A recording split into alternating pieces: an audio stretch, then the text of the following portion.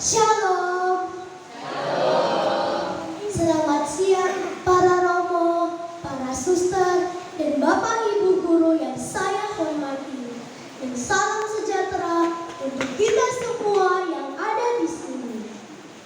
Perkenalkan, nama saya Yudit, siswa dari SD YPPK Santa Cecilia kelas 3C.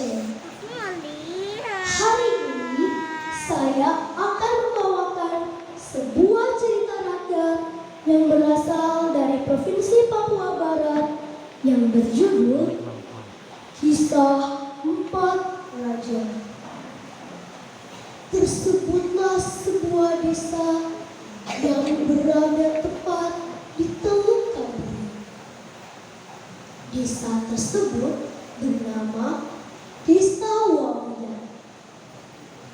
Di sana tinggal sepasang suami istri yang sudah lama menikah, namun belum dikaruniai buah hati. Tentunya suami istri tersebut tak pernah putus asa. Mereka senantiasa berdoa kepada Yang Maha Kuasa agar suatu hari nanti diberikan seorang anak. Suatu hari, sang suami pun mengajak istrinya pergi mencari kayu bakar di hutan. Persediaan kayu bakar mereka memang hampir habis, dan musim hujan akan tidak lama lagi. Jika tak segera mencari kayu bakar, maka mereka tidak bisa memasak selama musim hujan, dan kayu-kayu di hutan akan menjadi basah dan tidak bisa dinyalakan untuk memanaskan tungku.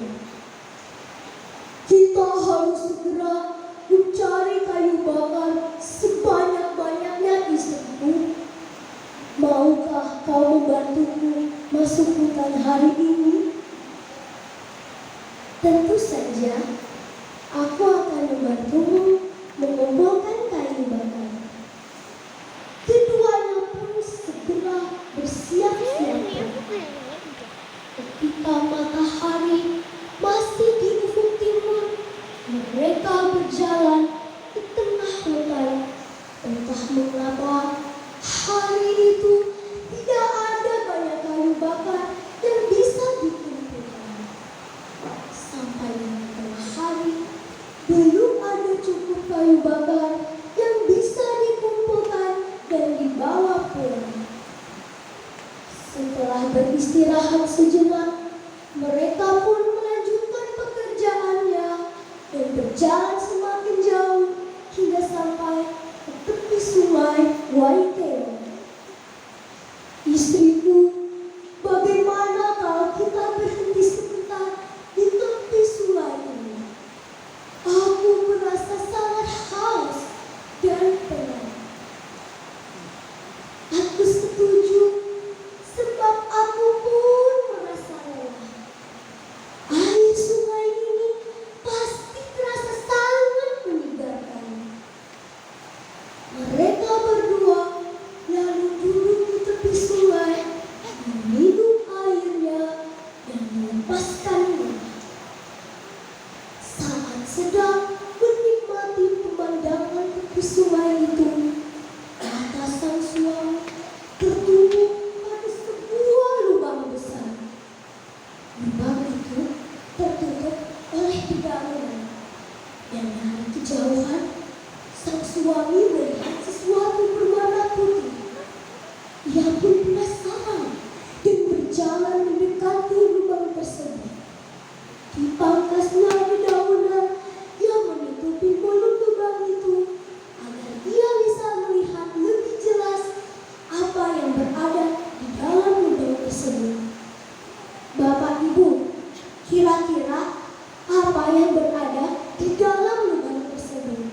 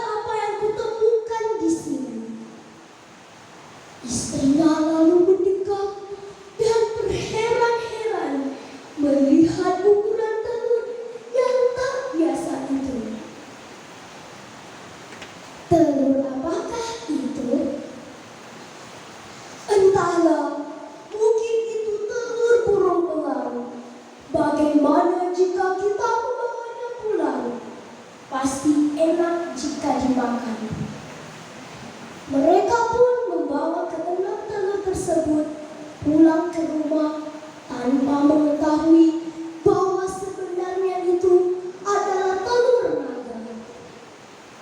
Karena hari sudah malam, mereka pun memutuskan untuk memasak keenam telur tersebut keesokan paginya. Keenam telur tersebut disimpan di dalam kamar. Keesokan paginya, alangkah terkejutnya suami istri tersebut karena 5 dari 6 telur tersebut sudah menetas. Bapak Ibu, kira-kira apa yang keluar dari dalam telur tersebut? Mari kita lanjutkan cerita selanjutnya.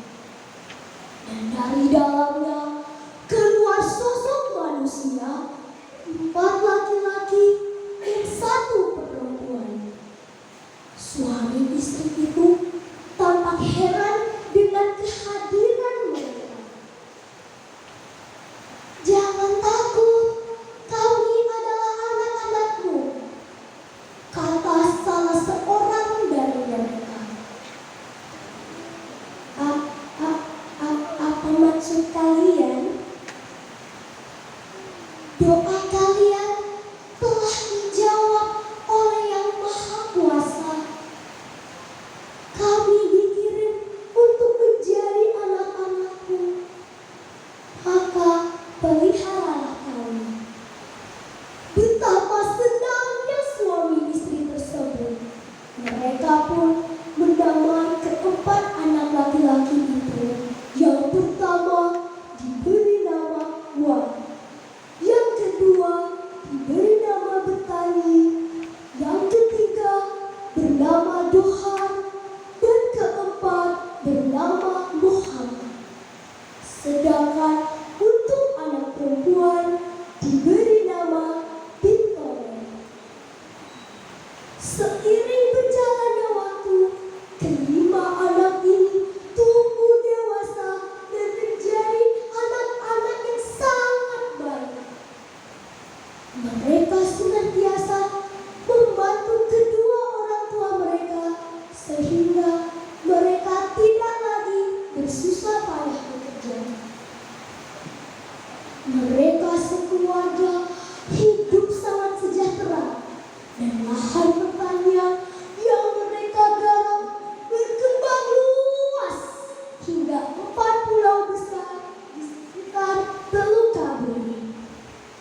Namun sayangnya ada sebuah kejadian yang membuat keluarga tersebut sangat malu. Bintore, satu-satunya anak perempuan yang berparas cantik jelita, terpikat pada seorang pemuda dari desa lain. Kedua orang tua dan keempat kakak Bintore tak menyukai pemuda tersebut. Namun Bintore yang sedang jatuh cinta bersikeras ingin menikah dengannya. Karena tak mendapat restu, Bintore pun nekat kabur dari rumah bersama pemuda tersebut. Mereka menaiki bukit kerang besar dan berlayar hingga ke Pulau Nufar dan menikah di sana. Tinggallah keempat kakak laki-laki Bintore yang masih tinggal dengan orang tua mereka. Tahun pun berganti dan ayah mereka semakin tua. Sebelum ajalnya tiba, sang ayah membagi warisannya. Setiap anak lelakinya akan mendapatkan 1 buah pulau. Wan diberi pulau Waigeo, Betani diberi pulau Salawati, Dohar diberi pulau Lintah, dan Muhammad mendapatkan pulau Waika. Sang ayah pun berpesan agar keempat anaknya menjaga warisannya tersebut. Setelah ayahnya meninggal, keempat anak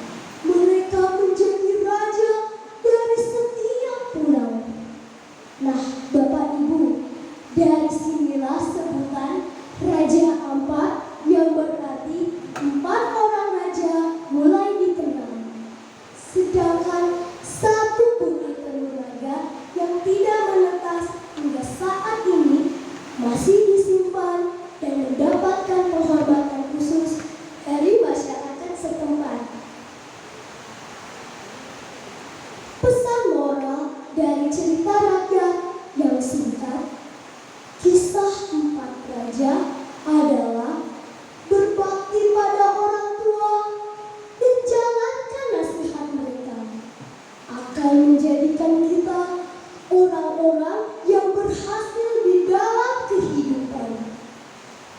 Demikianlah kisah empat raja. Sekian dan terima kasih. Salam literasi. Luar biasa